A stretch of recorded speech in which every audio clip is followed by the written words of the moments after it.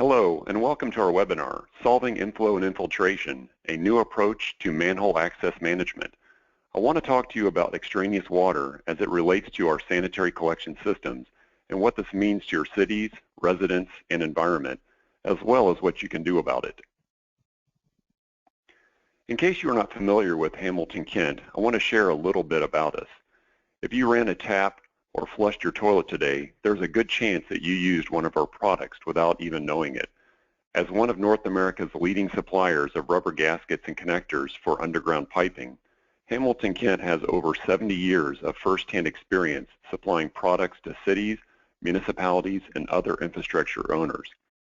We manufacture in two ISO 9001, 2008 certified plants, one in Winchester, Tennessee, and the other in Toronto, Ontario, where our company headquarters is located. I'd like to take a look at how municipalities can solve inflow and infiltration problems with a product from Hamilton-Kent, the Lifespan system. This image gives you a brief idea of the components that make up the system. Lifespan isn't another manhole frame and cover. It's a new approach to quality, function, and design at the top of the manhole. We know municipalities are struggling with a variety of infrastructure demands, as we frequently hear this from contacts in the industry. As most of us know, the infrastructure deficit is one of the most significant problems facing municipalities today. In many areas of North America, the situation is particularly dire in regard to wastewater treatment and conveyance systems. The need for infrastructure improvement in the United States is significant, staggering even. As of 2013, the American Society of Civil Engineers has given the United States infrastructure a D+ grade, and for those areas related to storms, they have given the following grades: bridges, a C+, dams and drinking water, a D, levees, a D-, and wastewater, also a D. At the time, ASCE estimated the need for $3.6 trillion just to repair the nation's infrastructure systems, to say nothing of preparing them for future disasters and population expansion. More recent headlines have much of the same message, only the price tag seems to be increasing dramatically each year as we neglect the necessary improvements. You may not be able to read the fine print on your screen regarding wastewater, but ASCE's 2013 report estimates the country needs to spend $298 billion over the next 20 years to upgrade sanitary and stormwater systems. This will require federal and local governments putting a much higher priority on upgrading these systems, which has not been apparent in recent legislation. Now, this is from 2013, and the next report is not due out until next year, but we figure this score will not change much by then, unfortunately. In Canada, the infrastructure deficit is a little less daunting, but still expensive.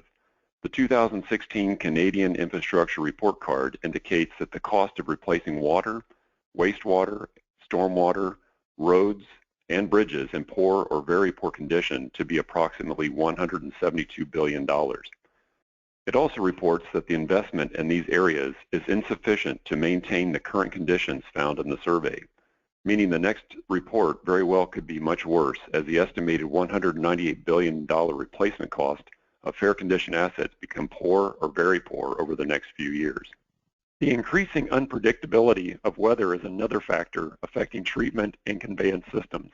This year alone, we've seen quite a few major events affecting towns and cities in North America, including the flood disaster in parts of West Virginia and then most recently North Carolina. Water will always find the path of least resistance and create costly problems in your storm and sanitary collection systems. This image shows a trunk line sewer manhole and some of the common inflow and infiltration access points. Now, while this manhole was never meant to be buried, nor is it is in a location that is subjected to occasional flooding and submergence, meaning water will be entering the system here. Additionally, we see similar installations on buried manholes with little or no effort to create a watertight seal at these access points. One of the ways of easing the load on wastewater treatment systems is reduction of inflow and infiltration at the top of the manhole. Here is another major culprit, the traditional regrading of a manhole to accommodate a final lift of asphalt. See the mortar right there between the frame and that grade ring? I can almost guarantee you that this unit will have several I&I points before the final lift is even completed. Defeated before we even start. Believe me when I say this can be avoided, and I'm going to show you exactly how. Studies show up to 50% of unwanted extraneous water gets in your sanitary collection system through the top of the manhole. This means you're sometimes dealing with surcharges like these and conveying and treating water you shouldn't be. This costs a lot of money and dramatically reduces the connection capacity of your existing collection systems. The US EPA estimates that anywhere from 25 to 60% of all flow in sanitary sewer lines is inflow and infiltration. For any wastewater treatment facility, this is a tremendous excess in cost for treating that extra flow. Even a seemingly small leak can add significant clear water to a sewer system. A leak equivalent to a half-inch hole can allow 5 million gallons per year for an annual treatment cost of $10 to $15,000. One manhole leaking at 5 gallons per minute will allow over 2.6 million gallons into your system annually. At an average cost of treatment of 35 cents per gallon, that's over $8,000 per year. If your system has 500 manholes, and we assume that 5% of them have leaks of this caliber, then 25 repaired manholes could save you at least $200,000 annually. And that's just for a small town or city. It also contributes to additional treatment capacity requirements with associated capital expenditure. But can't treatment plant expansion be avoided or at least delayed?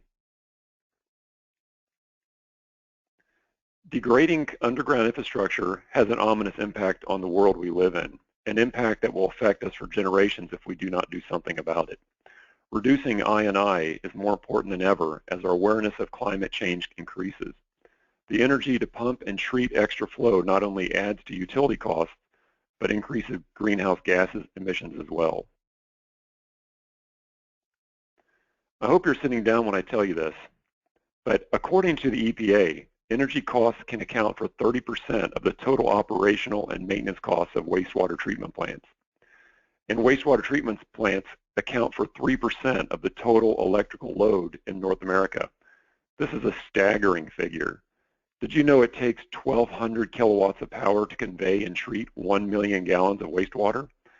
A typical town with 40,000 residents will create that kind of flow in half a day. So 1 million gallons is a drop in the bucket. I mean, can you imagine what New York City generates? Would you believe 1.3 billion gallons? Alarmingly, each kilowatt hour used in the treatment process puts 1 pound of CO2 into the atmosphere. I don't think our children and grandchildren will be thanking us for this. Many cities across North America face a common problem. Their aging sewers and treatment plants are beginning to run short of capacity. This problem can be especially apparent after periods of heavy and prolonged precipitation, as rain-induced inflow and infiltration fills and overflows from conveyance pipelines and overwhelms storage and treatment facilities. If up to 50% of what you're conveying and treating does not need to be, then we have a big problem. Let me share with you some compelling information with regard to the reduction of rain-derived inflow and infiltration. Remember when I asked if your submarine has a screen door? Well, here's what can happen if you make that door watertight. I'm referring to the Water Environment Research Foundation report entitled Reducing Peak Rainfall-Derived Inflow and Infiltration Rates, the case studies. This research study was undertaken to see what types of sewer renewal projects are the most cost-effective. The project focused on sewer mains and/or manholes and/or service laterals. The WRF authors used the basin approach to compare apples to apples and did the 5-year and 10-year analysis. All projects were put in case studies, and the cost-effectiveness per gallon of diverted rain-derived I&I was determined. One of the case studies focused on plugging holes in the manhole cover, using a gasket on the bottom of the cast iron cover, and using internal chimney seals beneath the cover. Milwaukee achieved a 45% reduction in RDII, and cost per gallon may really pleasantly surprise you. The Milwaukee remediation technique was by far the most cost-effective at 1 cent per gallon diverted from the manhole. Most projects were in the range of 80 cents to $5.20 per gallon, while there was one that was over $300 per gallon. The key to achieving this kind of result is not only the remediation technique, but the measurability of the pre and post RDII conditions. Flow monitoring is a great tool for this. There are solutions out there, and all are competing for your attention and business, and some of them are very good ones, like CIPP, pipe bursting, lateral connection repair, and many more. But in the case of CIPP, for example, at several $100s per foot, you're realigning bad pipe with good pipe, which is a good thing, but you're still leaving a screen door on your submarine, namely the top of the manhole. How far are you really getting ahead with that investment? There are some really good techniques for micro-monitoring, which is much more effective than macro-monitoring and better at identifying problem areas, so we encourage you to explore this. Here's a pretty good list of problems that many cities continue to face with their manholes. Many have all of these problems, but none of them are using a solution that will fix all of them, or at least hadn't until the last couple of years. When you look at the traditional cast iron manhole system, it's not hard to see why we have problems. In our opinion, the traditional system is another form of planned obsolescence. I would like to share with you today the solution for I&I at the top of the manhole. Our solution to the problem of I&I at the top of the manhole is the lifespan system, the world's first rubber manhole rubber manhole frame system. Being rubber, it has many benefits that cast iron cannot possibly offer. Impact and vibration absorbent, so it does not transfer that energy to the structure below or pavement surrounding the manhole.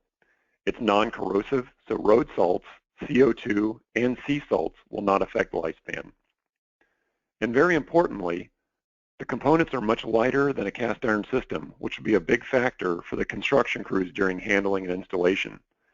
And the frame actually has almost the same hardness and durability as a hockey puck and performs just as well in the wintertime. The lifespan system is comprised of a cast iron or composite cover that locks into the frame, an optional extension ring for adjustment to a second lift of asphalt, a rubber frame with locking pockets, and as many tapered adjustment risers needed to bring the frame to the proper grade.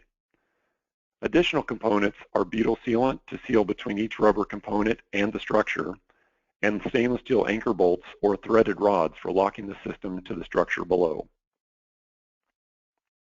This is the top of our cast iron cover, and we also offer a similar looking composite cover. So you can see there are 3 bolts at the top, as indicated by the arrows here.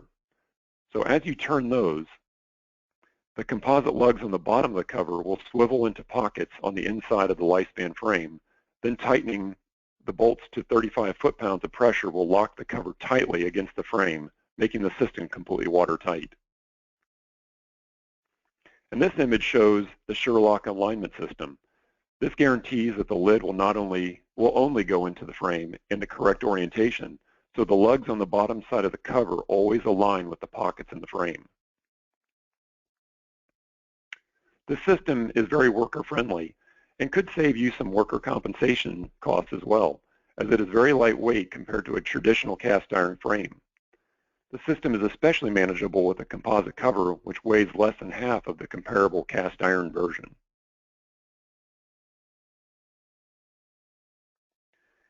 Now a brief run-through of the installation of the lifespan system.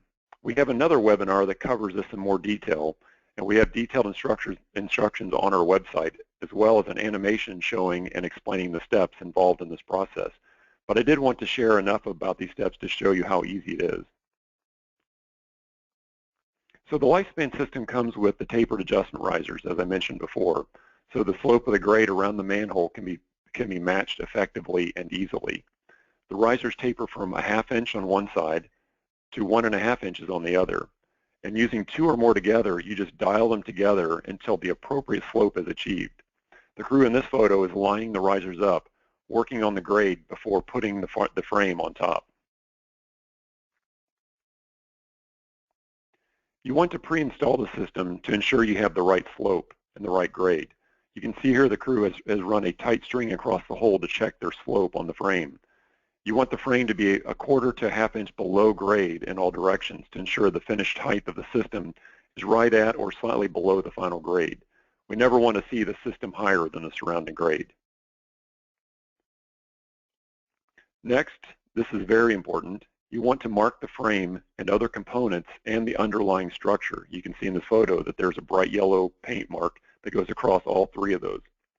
This ensures that the lifespan system goes back in the right orientation during final installation. We also recommend tracing a circle around the outside of the frame, and you'll see why on the next slide. The crew then drills 3 to 4 holes, depending on the size of the frame, through the frame and risers with a spade bit, and then scores the concrete. The components are then lifted off the structure, and holes are drilled into it at the scored locations with a concrete bit and a hammer drill. The crew then places the anchor bolts in each hole, but they are not set yet. If the installation uses alternative grade rings, like Cretec's Pro Ring, the crew will also have to utilize the 2-part epoxy sent with the system, inject it into the holes, and insert instead threaded rods, and then wait for at least 15 minutes to continue the process. So then when they're finished with putting the rods or the bolts in, the crew then applies 2 continuous beads of butyl on the structure. The first about 1 inch from the inside edge of the frame, which you can see is traced here on the concrete, and the other about 1 inch inside of the outer edge, and then the other one is about 1 inch inside of the inner edge of the concrete structure. So that way there's 2 solid beads of sealant that's going to be sealing the space between that concrete grade ring and the frame or the next piece of the lifespan system. Next step is to place the first grade ring on the bolts, or in the case where you're not going to be needing any grade rings, it would be the lifespan frame itself. Be sure to align it properly using the marks made on the structure and the lifespan component, like we mentioned earlier with that yellow paint. Then a 1/2 inch continuous bead of butyl is applied in the channel of the tapered riser before the next component is installed. This is continued for each riser and then as well for the final frame installation. The frame should then be placed on the last riser. And one thing I forgot to mention is that as each component is put together, you tap it in place with a rubber mallet or the steel mallet. So once the cams are on the underside of the cover are positioned correctly, which means them oriented so they're facing towards the center of the manhole cover, the cover is then placed into the frame using the Shure-Lok Alignment key and notch. As I mentioned to you earlier, that's the little tab that's on the cover and then the notch that's in the frame. Once settled, the bolts on the top of the frame are tightened snugly, but not all the way down. And then you slowly work your way around the frame, tightening it, each one of them slowly until each are at 35 foot-pounds. Just like you would do when you're locking or you're putting a tire back on or a wheel back onto your car. You work your way around it. You don't tighten one all the way down and then go on to the next one. Just kind of work your way around slowly, and then that's going to be perfect. For anchor bolt installation, the anchors are then tapped firmly into the structure using a hammer and a block of wood to protect the threads. Once they are properly set, the washers and nuts are put onto each and tightened until you see a slight dimple of the rubber frame. And this goes for the threads as well. So if you're using threaded rods, then you also put the washer and the nut on those and tighten it down as well. So again, until you see a slight dimple of the rubber frame.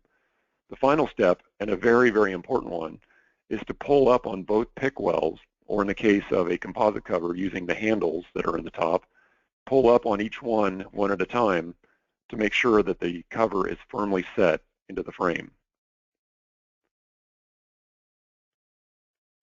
The installation of the lifespan is now complete. The area surrounding the system needs to be filled and compacted up to the bottom of the frame as specified for the project. And then the appropriate depth of asphalt or concrete is then installed to complete the overall installation. Now, congratulations, you no longer have a screen door on your submarine. Now remember when I shared the picture earlier, this one right here, talking about a better solution for the final lift of asphalt? Well, let me show you how this can be done so much more quickly, inexpensively, effectively, and permanently. You can see the lifespan frame installed in the street just in front of the left side of that truck. And this street is ready for the final lift of asphalt. So let's look at what needs to be done to raise the manholes. By the way, you can see the type of traffic that this lifespan is capable of handling. It is HS25 load rated with the cast iron cover.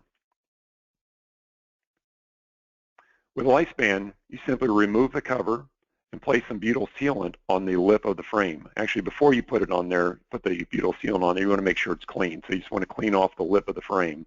Put some butyl sealant in there, and then you install the extension ring using the same key and notch alignment as before. Finally, completely remove the bolts from the lifespan cover and replace them with the longer bolts that are provided with your kit. Then reinstall the cover and lock it in place just like the crew did in the initial installation. And just like that, you're done. This will save you a lot of time and hassle, and probably $500 or so per manhole. And most importantly, it will remain watertight indefinitely. We are very proud of how well the lifespan units perform when tested for watertightness. In fact, we built this chamber attached to a concrete grade ring and installed a lifespan unit inside. In fact, we have it set up so we can install any size of lifespan unit in it so that we can test them all.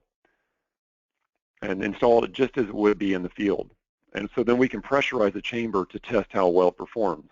We have tested very successfully to 15 psi, which is equivalent to about 40 feet of head.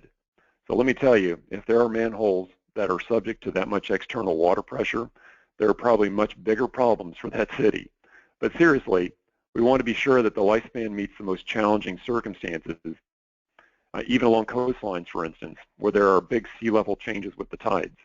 We've had a number of units installed in these locations like this one. This is Parksville, British Columbia, where one of our units is tested on a daily basis by the tidal changes and the salt water. We've also tested lifespan for internal water pressure, and it handled at least 3 psi, so we'll effectively handle some surcharge pressure. And we'll talk about one of those projects here in a minute that we've done. The lifespan system has been implemented in many communities across Canada and the US, and we're really seeing some good results. So here's just a really small sampling of some of those projects. Here's an article that was published in Trenchless TECHNOLOGY magazine about the town of North Glengarry, Ontario. They were having inflow and infiltration challenges, so much so that it was overwhelming their sanitary system and backing up into residents' home.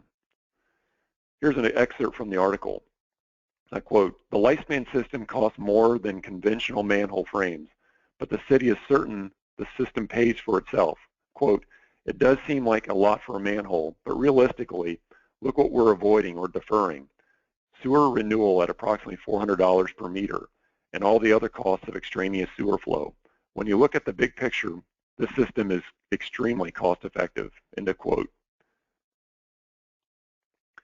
Here's a look at one of their manholes prior to rehabilitation. So you can see there's a lot of pavement damage, and then as well as that, you have 5 vent holes and 2 pick holes, which are also great opportunities for inflow. So here's one of the manholes during the removal process. You can see the holes in the top of the cover, which I just mentioned, which allow plenty of inflow, and then the frame was just resting on top of the grade rings. So was certainly allowing more water to enter there as well. 4 of the lifespan units were designated and installed in on-road locations, and 4 were installed off-road near a very active creek. The second 4 were particularly critical units for controlling I&I because the township neither wants the creek's frequent flooding to contribute to the city's overcapacity problems, nor for the overcapacity problems to cause contamination of the creek.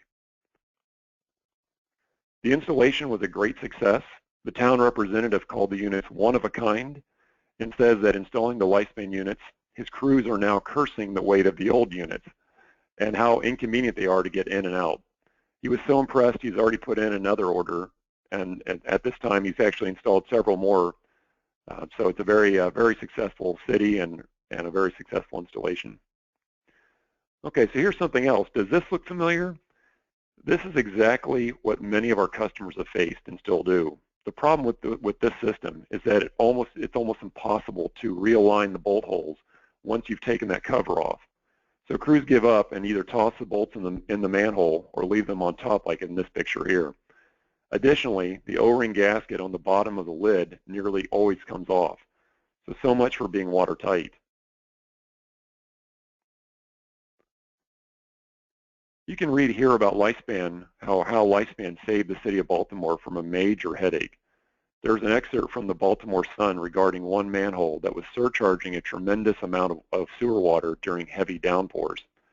A great deal of this surcharge flowed into the city detention center, which raised a number of health issues and even more inmate complaints. So the city had to do something quickly, and they decided Lifespan fit the need. This was a pretty unique installation, as it used a customized precast grade ring that weighed about 2,000 pounds and was over a foot thick. They also used, instead of the normal 3 anchor bolts, they used 6 anchor bolts, and then used an adhesive sealant instead of just a sealant to ensure that the frame stayed on the structure. And this is due to the extreme pressure of the surcharge that it was going to be facing. Here you can see Dave Smith of the city doing a post-installation inspection. This was not long after Hurricane Sandy rocked the East Coast, and Lifespan stood up well to the test, preventing all but a minor amount of surcharge, which is amazing considering the amount of inflow their sanitary system had during that period. Dave was certainly a pleased customer.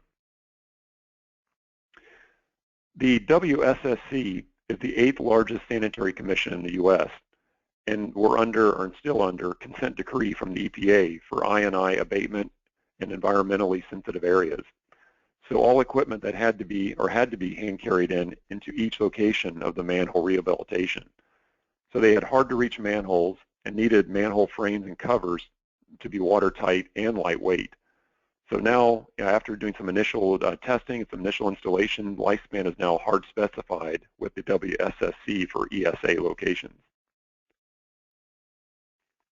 Oh, where could that manhole be? This was part of a series of manholes that were rehabbed in Pittsfield, Massachusetts, in environmentally sensitive areas as well, or just hard to reach locations. I mean, imagine that. So handling of the lightweight Lifespan system units was sure a big benefit here. And this was a part of a private property installation on that same project, and doesn't it sure look nice now? So here's the list I shared earlier of some of the problems that many cities are facing with regards to their manholes. So if you're facing any of these types of problems, we would sure like to discuss how Lifespan system could be of benefit to you and your project, your city, and your crew.